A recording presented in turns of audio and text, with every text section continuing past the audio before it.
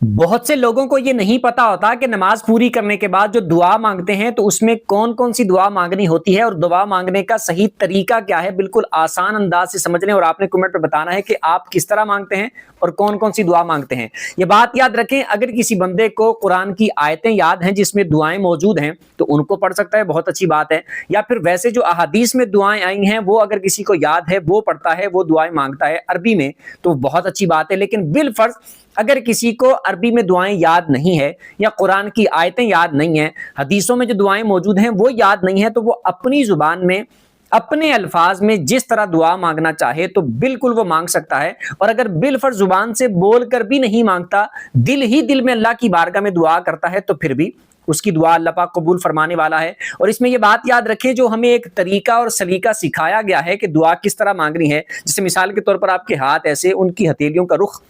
आसमान की तरफ होना चाहिए और सीने के आप बराबर में रखें, मुंह के बराबर में रखें या बिल्कुल ऐसे बुलंद कर लें। ये तीनों तरीके हदीस में मौजूद हैं। इनमें से जिस तरीके से भी आप अल्लाह की बारगाह में हाथ फैलाते हैं, क्योंकि अल्लाह मालिक है, खालिक है, देने वाला है और हम उसके बंदे हैं, तो उसकी बारगाह में हाथ फैलाकर तरीके सलीके से अगर आप अपने अल्फाज में अपनी जुबान में दुआ मांगते हैं तो ये एक अच्छा अदब वाला तरीका है और अल्लाह पाक अता करने वाला।